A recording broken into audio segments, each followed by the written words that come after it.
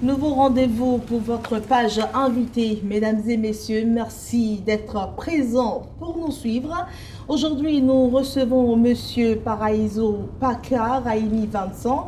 Il est le président de l'ONG Alto Afrique Enfants, une structure qui lutte contre la traite des enfants en Afrique de l'Ouest et du Centre. Monsieur Paraiso, bonjour. Bonjour. Ravi de vous recevoir sur nos plateaux. Merci beaucoup. Alors, je le disais tantôt, votre ONG Alto Afrique Enfants s'investit beaucoup dans la lutte contre la traite des enfants en Afrique de l'Ouest et du Centre. Si on vous demandait aujourd'hui de faire un état des lieux de cette lutte, et d'ailleurs, depuis combien d'années est-ce que vous existez, que diriez-vous? Alors, je vais dire que l'ONG Alto Afrique Enfants a vu le jour au Congo, à la République du Congo, et principalement dans la ville de Pointe-Noire, le 2 janvier 2006. Et depuis lors, je suis le président en exercice jusqu'à ce moment.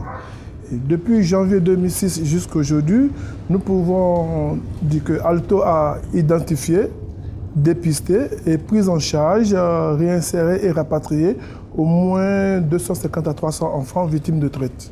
C'est ça. Comment alors se prend Alto Afrique Enfants dans cette lutte-là? C'est quoi la démarche que vous suivez?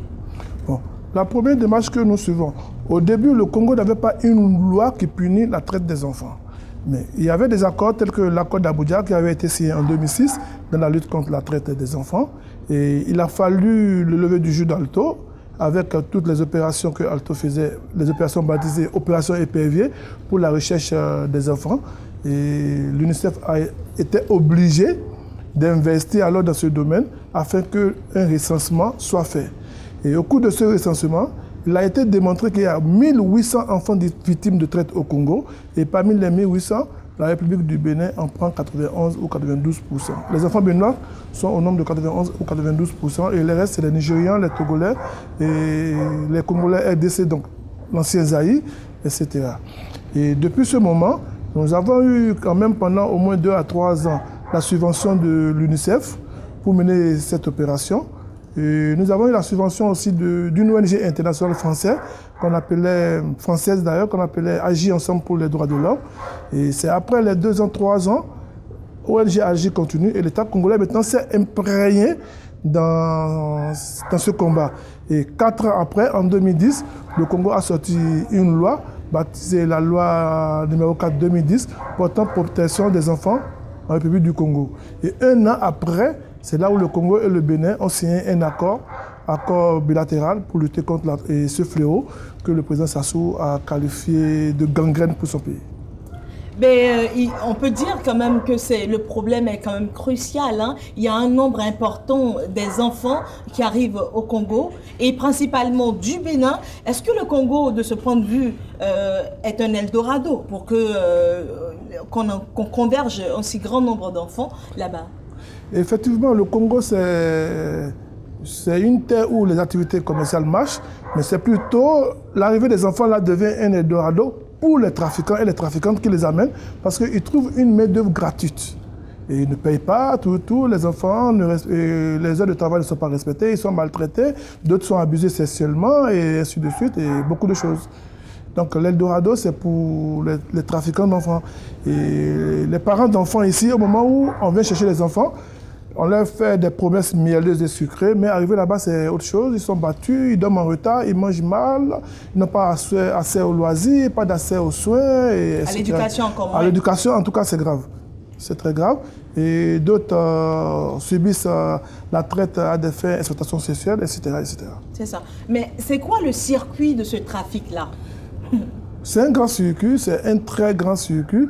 Et il y avait, entre-temps, le consulat du Bénin au Congo ne s'imprégnait pas beaucoup. Il a fallu que l'ambassade des États-Unis au Congo invite d'ailleurs, je vais dire, l'ambassadeur du Bénin en RDC pour qu'il puisse arriver avec les 2 consuls. Et depuis lors, le consul du Bénin à Pointe-Noire a fait de ça un cheval de lutte dans ses activités. Et laissez-moi vous dire que depuis ce moment, le gars était mal vu, il devient maintenant la bête noire des trafiquants. Permettez-moi, la majorité des trafiquants, c'est les Yoruba. Et voilà, une ethnie dont je suis issu, ça ne me permet pas de ne pas le dire. Je le dis et je le dis. Et du coup, il est devenu la bête noire des Yoruba. Et voilà, tout ce qu'il fait maintenant, ça devient maintenant négatif devant tout le monde. Mais c'est un réseau qui est bien assis. Et l'année passée, on a pu déceler par exemple un réseau où les titres de voyage congolais, carrément de la nationalité congolaise, sont imprimés au Bénin. Et les enfants voyagent maintenant avec les titres de voyage congolais, les enfants béninois, comme étant des enfants congolais qui retournent chez eux. Et du coup, l'immigration congolaise n'arrive pas à les intercepter parce que c'est comme les enfants congolais retournent. Et quand nous avons pu déceler ce réseau, on a pu mettre la main sur l'un des chefs du réseau qui était venu à Pointe-Noire mais ne s'attendait pas à ça. Et on est venu ici, bon, il a fait la prison 4 semaines, on l'a libéré, actuellement il est en liberté provisoire, il est au Bénin et nous avons porté plainte contre elle au Congo et les procédures judiciaires suivent son cours et jusqu'alors. À part ça, il y a aussi d'autres systèmes, il y a des enfants que les parents pensent qu'ils sont au Bénin alors que les enfants sont déjà au Congo, dans le circuit de traite et ainsi de suite. Ça veut dire des enfants volés, c'est ça? Volés, les enfants volés. Et pas plus tard 4 semaines, 3 semaines d'ailleurs, 4 semaines, et on a envoyé un enfant, victime de traite, que le consul de Brazzaville nous avait aidé dans les procédures. On a eu 1 million pour l'enfant, où on a pris en charge avec 200 000 pendant les 4 mois. Et l'enfant est venu au Bénin. Il est venu au Bénin 1 semaine après, et laissez-moi vous dire que cet enfant a été enlevé par des tierces personnes qui l'ont renvoyé maintenant au Congo pour le faire épouser maintenant à un monsieur, un enfant de 16 ans qui devient madame de quelqu'un. Et Dieu merci, on a pu rattraper ce dossier. Et là où je vous parle, je suis arrivé hier avec cet enfant et je l'ai déposé à la brigade des mineurs et on a porté plainte. Et je remercie aussi la brigade des mineurs qui a déjà mis la main sur un des trafiquants qui ont réenlevé cet enfant pour aller le confier maintenant à un homme en mariage. C'est ça. Alors, c'est quoi le travail que vous faites avec les familles de ces enfants-là? Parce que leur famille est quand même à un point principal du problème. Quand vous les retournez dans les familles, c'est quoi le travail qui est fait? Pourquoi est-ce que l'enfant est retourné quelques jours plus tard? Voilà. Parce que nous, on procède d'abord à ce que nous appelons l'identification. L'identification est qualifiée comme les procédures mises en place pour retrouver un enfant victime de traite.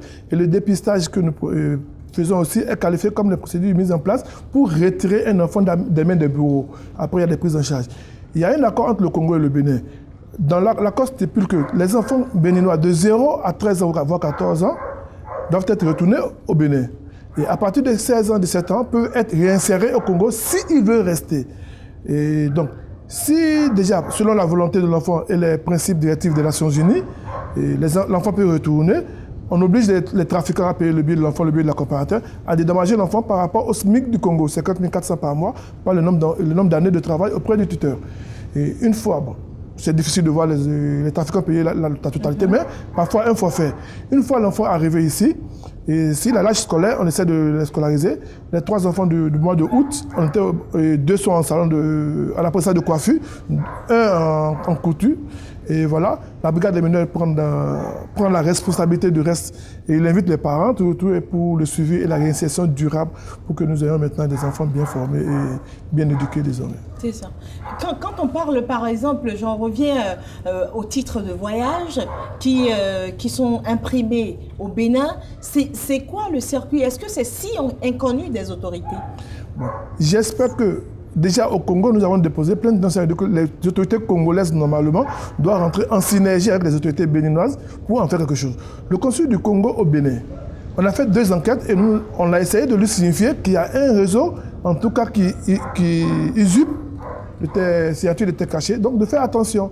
Le directeur de l'immigration de Pointe-Noire, on l'a signifié aussi. Et donc, les autorités sont informées. C'est aux autorités maintenant de prendre leurs responsabilités en main pour arrêter cette hémorragie.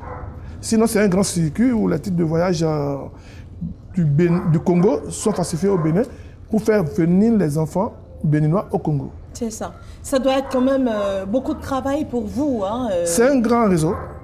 C'est un grand réseau. Laissez-moi vous dire que le premier cas que nous avons eu, avant de déceler ça, nous avons fait 5 voyages aller-retour au Bénin et un voyage à Paris.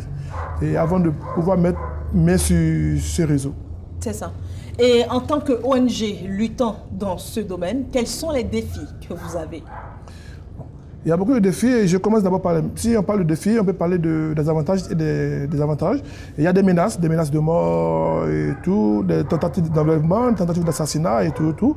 Et une fois de plus, je reviens encore sur le consul du Bénin à Pointe-Noire, qui nous encourage dans ce domaine et qui dit que non, il est prêt toujours à nous soutenir, surtout dans les cas de traite et des viols des enfants. Et voilà, il y a des Béninois que nous avons mis en maison d'arrêt et qui ne sont pas d'accord à cause de cas de viol et de traite. Mais le gars nous soutient toujours parce qu'on ne peut pas laisser le Bénin dans la gueule du département d'État américain où j'ai été déclaré héros mondial 2012 dans la lutte contre la traite des enfants.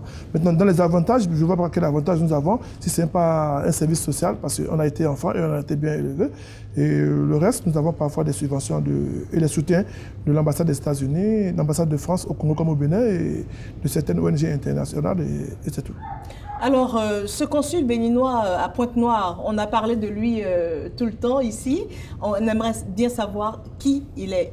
Il mérite quand même d'être connu. C'est M. Bessovi Sosa. Oui, M. Bessovi Sosa. Il a un troisième prénom que je ne me rappelle pas. Et sincèrement, au début, il était dans l'ignorance. Et depuis que les Américains l'ont appelé pour lui montrer les inconvénients et les dangers de ça, et que le Bénin est placé sur la liste de surveillance 2, en tout cas, il a commencé par mener une lutte acharnée et il est de l'autre côté. Et depuis qu'il a commencé cette lutte acharnée aussi, il devient aussi l'ennemi potentiel de tous les compatriotes béninois à Pointe-Noire. Parce que la majorité, tout Béninois qui est à Pointe-Noire a toujours un enfant victime de traite.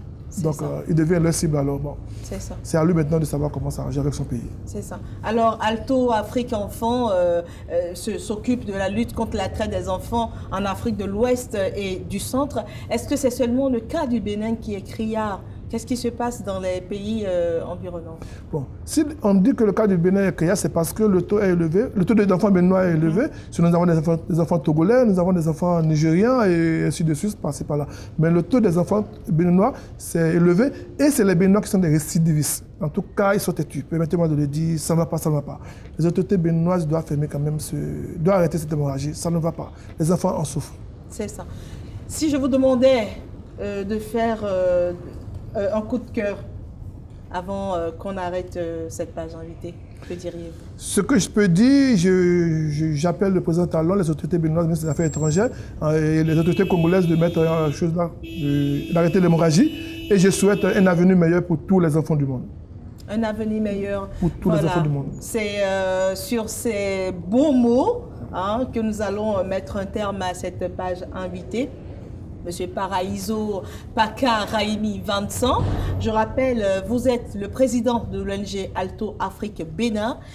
Vous intervenez dans la lutte contre la traite des enfants en Afrique de l'Ouest et du Centre. Vous en avez fait beaucoup depuis que vous avez mis sur pied votre ONG en 2006. Nous vous souhaitons bon vent. Merci à vous. Et je vous souhaite aussi, alors s'il y a des enfants, bonne chance à vos enfants et aux miens aussi.